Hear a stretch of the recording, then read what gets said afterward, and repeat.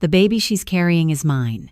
The words cut through the soft clinking of champagne glasses like something sharp and deliberate, and suddenly every conversation in the room died at once. A man I had never seen before stood 10 feet away from me, his finger pointed straight at my stomach, his voice steady, confident, like he had every right to be there. Someone behind me gasped. My mother-in-law's glass slipped from her hand and shattered on the marble floor. And then, as if on cue, every single pair of eyes in that room turned to me not with confusion, not with concern, but with judgment. If this story speaks to your heart, take a moment to like and subscribe, only if it truly resonates with you. And tell me where you're watching from and what time it is in your city. I read every single one. My name is Emily Carter. I'm 29 years old. And that night, our first wedding anniversary, was the night my entire family turned against me over a lie I didn't even understand. Let me take you back to where it all started. The restaurant was one of those upscale places in downtown Chicago, the kind with dim lighting, white tablecloths, and a quiet pianist in the corner playing something soft and forgettable. Daniel had insisted on inviting both families, said it would be a fresh start, a way to finally bring everyone together after a year of tension that never quite went away. I should have known better. My mother-in-law, Linda Carter, had spent the entire evening watching me the way people watch something they don't trust, polite smile, cold eyes. Rachel, Daniel's older sister, sat across from me, scrolling her phone, occasionally glancing up just long enough to smirk when she thought I wouldn't notice. I rested my hand lightly over my stomach, just under 4 months along, still small enough to hide under the right dress, but real enough that I felt it with every breath. This baby was supposed to fix things. That's what I told myself. That's what Daniel told me. They'll come around, he had said just last week, his voice gentle, his hand warm against mine. It just takes time, but time had never softened his family. It had only made them more certain that I didn't belong. Dinner had just been served when the host approached our table, his expression tight, uncertain. "I'm sorry," he said quietly, glancing at Daniel. "There's a gentleman asking for you. He said it's important." Daniel frowned. "Did he give a name?" The host hesitated. "He just said, 'You'll want to hear this.'" Before Daniel could respond, the man stepped forward from behind him, like he'd been waiting for the exact right moment to enter the scene. Mid-30s maybe, clean-cut, wearing a dark jacket that didn't quite match the formality of the room. He didn't look nervous. That was the first thing I noticed. He looked certain. His eyes scanned the table, landed on me, and stayed there. "You don't know me," he said, his voice calm, almost casual, "but we need to talk." My heart started to pound, slow and heavy, like something was about to go very wrong, and I had no idea how to stop it. Daniel stood up halfway. "Who are you?"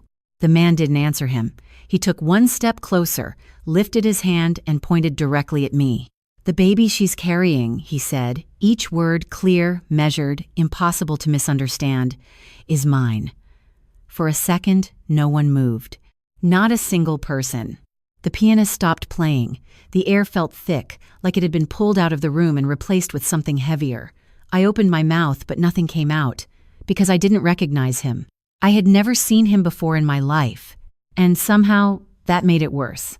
Because the way he said it, the way everyone immediately believed it, meant this wasn't just a random accusation. This was something they were ready for. Something they had been waiting for. Linda was the first to speak. "I knew it," she whispered. Not to me, not even to Daniel, but to herself. Like this was confirmation of something she had already decided was true. Rachel let out a soft laugh, shaking her head slowly, like she was watching a predictable ending unfold. "Wow," she said, leaning back in her chair. "You didn't even try to hide it." My chest tightened. "I don't know him," I said, my voice barely steady, the words feeling thin, fragile against the weight of what had just been dropped into the middle of the room. No one answered. No one defended me. And then I looked at my husband, because in that moment, nothing else mattered. Not the stranger, not his family, just Daniel. And the look on his face. He wasn't angry, he wasn't shouting. He wasn't even speaking. He was just watching me. Silent. And that silence hurt more than anything they had said. Daniel's silence stretched for what felt like forever, long enough for the room to shift from shock into something uglier, something certain, and I could feel it happening in real time, like watching a storm roll in that you cannot outrun. Linda straightened in her chair, her expression hardening, her lips pressing into a thin line as she turned to Daniel instead of me, as if I was no longer worth addressing. "You need to handle this," she said, her voice low but sharp enough to cut through the tension. "Right now." Rachel leaned forward, resting her elbows on the table, her eyes locked on me with a kind of quiet satisfaction that made my stomach drop. "I mean, come on," she said, her tone light, almost amused. "This is not exactly surprising, is it?" A few of the guests shifted uncomfortably, but no one spoke up. No one asked questions. No one gave me the benefit of doubt. That was the moment I realized this was not just an accusation. This was confirmation of something they had already decided about me long before tonight. I shook my head slowly, forcing my voice to stay steady even as my chest tightened. "I do not know him," I said again, clearer this time, louder, looking directly at Daniel. "I have never seen him before in my life." The man did not flinch. If anything, he seemed more confident, like my denial was part of a script he already knew by heart. He reached into his jacket and pulled out his phone. "I figured you would say that," he said calmly, tapping the screen before turning it toward the table. "That is why I brought proof." My heart dropped. The word proof echoed in my head in a way that did not make sense, because there could not be proof of something that never happened. Rachel stood up slightly, leaning over to get a better look, her eyes lighting up as soon as she saw whatever was on that screen. "Oh my God," she whispered, loud enough for everyone to hear. "Are you serious right now?" Linda did not even wait for an explanation. "Show me," she demanded, holding out her hand. The man stepped closer and handed her the phone, and I watched as her expression shifted from suspicion to something colder, something final. She exhaled sharply and passed the phone to Daniel without even looking at me. "You need to see this," she said. My pulse was pounding so hard I could hear it in my ears. "Daniel," I said, my voice breaking for the first time, "whatever that is, it is not real." He did not respond right away. He just stared at the screen, his face unreadable, his jaw tightening slightly, and for a second I thought I saw something flicker in his eyes, something like hesitation, something like doubt. Then he looked up, not at me, at the man. "Where did you get this?" he asked quietly. The question hit me harder than anything else that had been said. Not "what is this?" Not "this is impossible." "Where did you get this?" The man shrugged slightly. "I think that is pretty obvious," he replied. "We were seeing each other for a while. She just did not think it would catch up to her." A soft murmur spread across the room, like a wave moving through a crowd. Someone behind me whispered something I could not quite hear, but I caught the word unbelievable. My hands started to shake. I pressed them against the edge of the table to steady myself. "That is not true," I said, louder now, my voice rising despite myself. "None of this is true, Daniel. Look at me." He did not. He was still holding the phone, his gaze fixed on the screen like he was trying to solve something, not react to it. Rachel crossed her arms, tilting her head. "You really expect him to believe you over actual evidence?" she asked. Her tone almost sympathetic, but her eyes said something else entirely. Linda shook her head slowly. "This is exactly why I had concerns," she said, looking at Daniel again.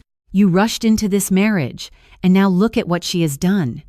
I felt something inside me crack, not loudly, not dramatically, just a quiet fracture that spread through my chest. "I have done nothing," I said, softer now, the words barely holding together.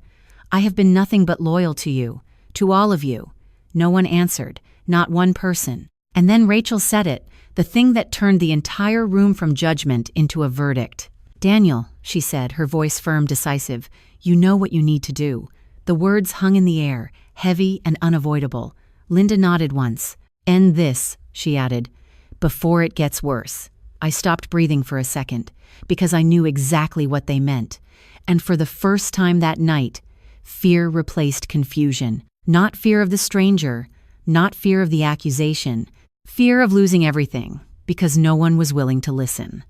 I looked at my husband again, my vision blurring slightly, my voice barely more than a whisper now. "Daniel, please." And this time, slowly, finally, he moved. Daniel set the phone down slowly, deliberately, like every movement mattered now, like he was choosing each second instead of reacting to it. And then he stepped away from the table without looking at anyone, not his mother, not Rachel, not even me. And for a brief moment, The entire room seemed to lean forward, waiting for him to say the words they all expected. The words that would end everything right there in front of everyone. Linda exhaled in quiet relief, already convinced of the outcome. Rachel folded her arms tighter, her lips curling slightly like she had just won something she had been waiting for. Even the stranger shifted his weight, confident, relaxed, like the hardest part was already over. I felt my throat tighten as I watched my husband take 2 steps toward the center of the room, away from me, away from us, and I thought, this is it. This is the moment he chooses them over me. My fingers curled against the tablecloth, gripping it just enough to keep myself steady. I did not cry. Not yet. Because some part of me still believed in him, even when no one else did. Daniel stopped about 5 feet from the stranger and looked at him directly for the first time since this started. Not angry, not emotional, just focused. "Say it again," he said calmly. The man blinked, slightly thrown off. "What?" Daniel's voice did not change. "What you said. About my wife. Say it again." A small pause. Then the man straightened, lifting his chin like he was stepping into a role he had rehearsed. "The baby she is carrying is mine," he repeated, just as steady as before, just as certain. A few people in the room nodded quietly, like hearing it twice made it more real. Daniel held his gaze for a second longer, then gave a small nod, almost like he was confirming something to himself. "Okay," he said softly. That was it. Just one word. And somehow, that single word sent a ripple of anticipation through the room, stronger than anything else. Linda leaned forward slightly. "Daniel," she said, her tone urging him forward, "you need to stop this now." Rachel added, "Do not drag this out. It is obvious."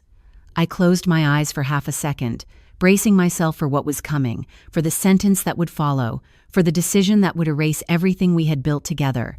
But it never came. Instead, Daniel reached into his pocket and pulled out his own phone.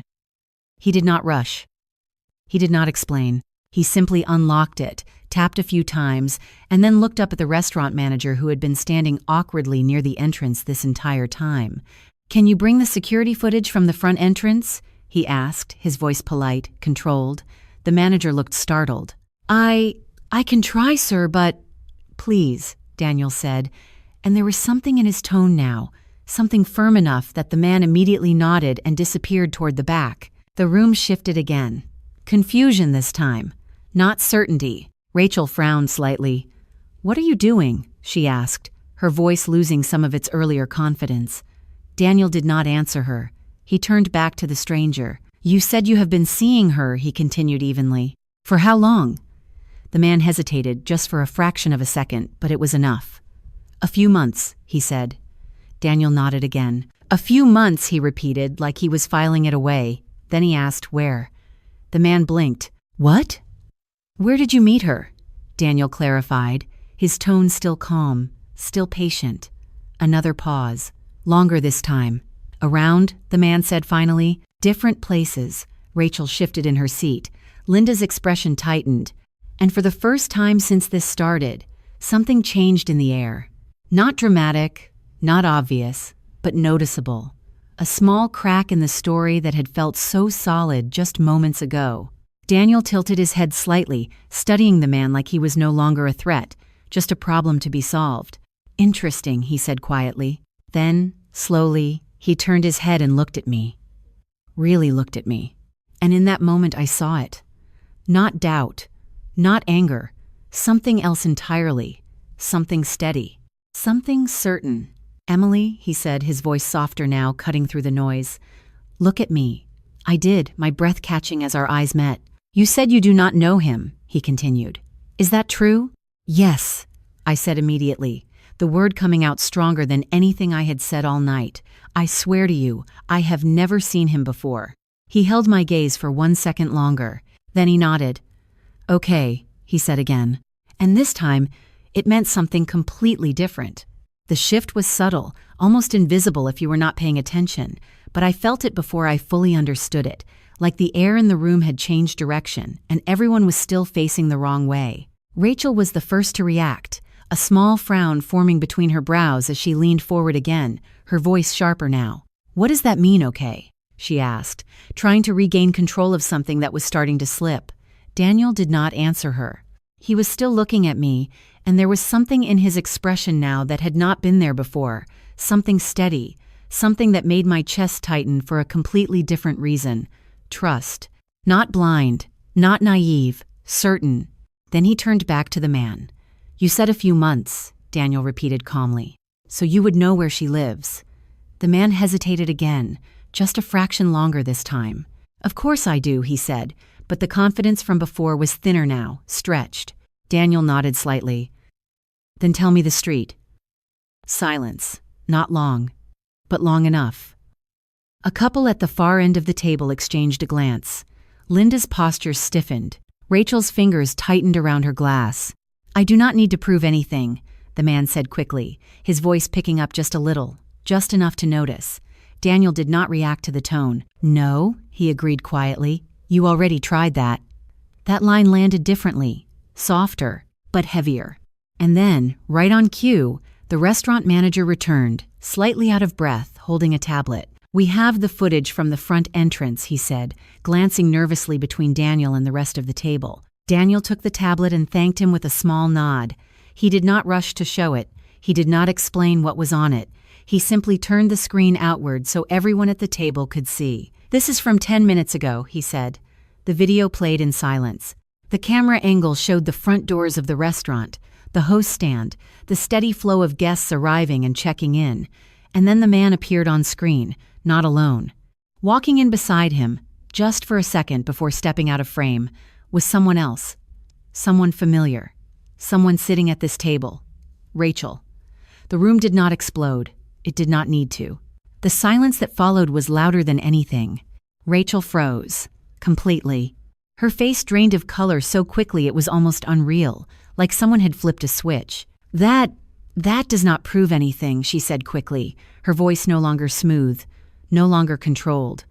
Daniel did not look at her yet. He let the video loop once more. Rachel stepping in beside the man, leaning in slightly, saying something, then separating as they entered. "You walked in with him," Daniel said finally, his tone still calm but no longer neutral. Linda turned slowly toward her daughter, confusion overtaking certainty. "Rachel?" Rachel shook her head immediately. "It is not what it looks like," she said, too fast, too defensive. "I ran into him outside. That is all." Daniel finally shifted his gaze to her. "And you just happened to run into the man who claims my wife's child is his," he said quietly. At the exact moment, he decided to come inside and say it.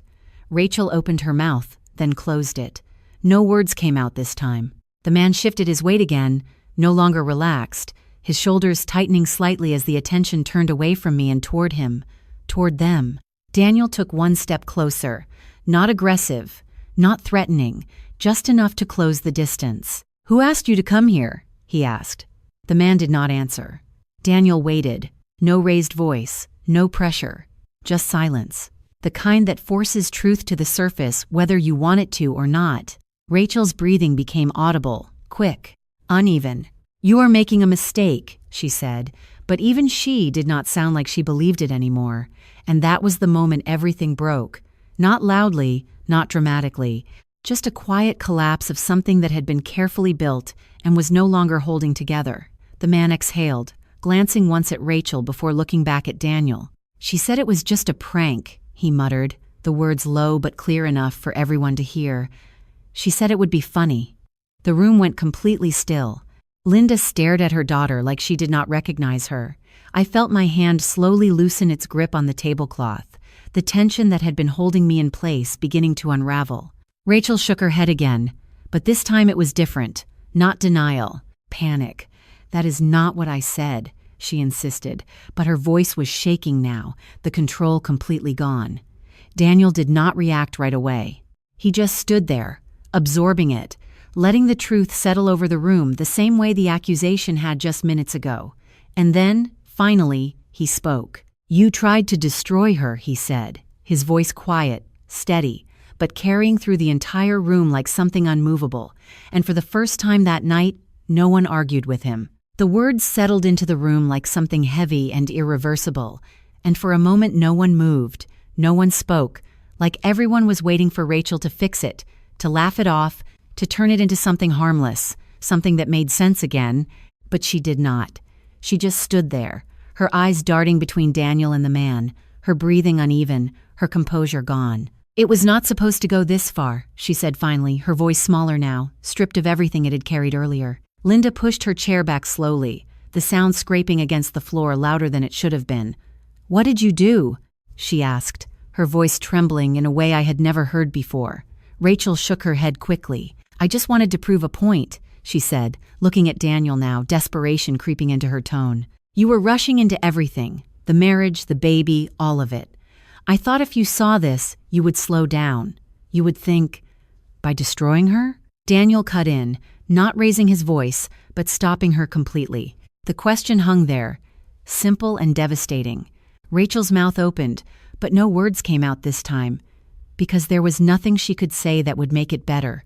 Linda pressed a hand to her chest, shaking her head as if trying to process something that refused to make sense. "You humiliated her," she whispered, glancing at me for the first time that night with something that looked dangerously close to regret. "In front of everyone." I did not respond. I could not, because I was still standing in the same place, still feeling the echo of every look, every word, every second where no one believed me. "That does not disappear just because the truth comes out." Daniel turned back to the man. "You should leave," he said quietly. The man nodded immediately, almost relieved, and stepped back without another word, disappearing toward the exit as quickly as he had appeared. No one stopped him, no one cared about him anymore. Because the real damage had already been done, and it was sitting at this table. Rachel sank back into her chair, her hands trembling now, her eyes unfocused like she was realizing the weight of what she had set in motion. "I did not think," she started again, but Daniel did not let her finish. "No," he said, calm but final. "You did not." The pianist had not started playing again. The room was still quiet, but it was a different kind of quiet now, one filled with discomfort, with people suddenly aware that they had been part of something ugly. I could feel their eyes again, but this time it was different, not judgment, something closer to shame. Linda turned fully toward me, her expression uncertain, like she did not know how to speak to me anymore. "Emily," she began, but her voice faltered. "Because what do you say after that? What apology can undo a moment like this?" I looked at her, really looked at her, and for the first time since I met her, I did not feel small. I did not feel like I needed her approval. I did not feel like I had to prove anything. "You believed him," I said quietly, not accusing, not emotional, just stating the truth. She flinched slightly. Daniel stepped closer to me then, closing the distance he had created earlier, and this time he did not hesitate. He reached for my hand and held it firmly, grounding, steady, like he had already made his decision long before this moment. "I never did," he said softly, just for me, but loud enough that others could hear. That sentence landed deeper than anything else that night, because it rewrote everything. I looked at him, searching his face, and there it was again, that same certainty, that same calm trust I had seen just minutes earlier. Not once had he turned away from me. Not really. Rachel let out a small, broken sound, shaking her head as tears finally filled her eyes. "I was trying to protect you," she said weakly. Daniel did not look at her. "You were trying to control me," he replied. Another silence. Final this time. Linda sat down slowly, her shoulders slumped, the confidence that had defined her earlier completely gone. Around us, people began to shift, to stand, to look away, like they did not want to be part of the aftermath anymore. But I stayed exactly where I was, because this was the first moment that actually belonged to me. And for the first time that night, I was not the one being judged. I was the one standing. The weeks after that night did not explode into dramatic confrontations or perfect apologies. They unfolded quietly, in small, uneven steps that felt more real than anything that had happened before. Daniel and I moved out of the city, a month later, not far, just 40 minutes north, to a place with wider streets, slower mornings, and a kind of silence that felt earned instead of empty. Our home is smaller than the one we had before, but it feels different in a way that is hard to explain, like every corner belongs to us and not to expectations we were trying to meet. I am now 7 months pregnant, and sometimes I catch myself resting my hand on my stomach and thinking about that night, not with anger anymore, but with clarity. Because what broke that evening was not just trust, it was illusion. The illusion that I needed to be accepted to be valued. The illusion that silence from the people who love you always means doubt. Daniel never apologized in a dramatic way. He never gave a speech or tried to erase what happened. He just stayed consistent, every day, in the quiet ways that matter more than words. And somehow that rebuilt everything stronger than before. As for his family, things are not fixed, and maybe they never will be. But they are different now, because I am different. I no longer shrink to fit into spaces that were never meant for me. I no longer wait for permission to belong, and that has changed everything. If you are listening to this right now, and you have ever been in a room where no one believed you, where your voice felt small, where people decided who you were without asking you, I want you to know this. You do not need to prove your truth to people who are committed to misunderstanding you. Your value does not come from their acceptance. It never did. Sometimes the most powerful thing you can do is stand still, hold your ground, and let the truth reveal itself without breaking yourself in the process. And if even one part of this story made you feel seen, made you feel a little less alone, then I am truly grateful you stayed and listened, because that means more than I can put into words. I would love to hear from you. What is one moment in your life where you realized you deserved better than how you were being treated? And if this story truly resonated with you, you can gently like and subscribe, only if it feels right to you. My name is Emily Carter. I am 29 years old, and the lesson I want to leave you with is this: never let someone else's doubt become your identity.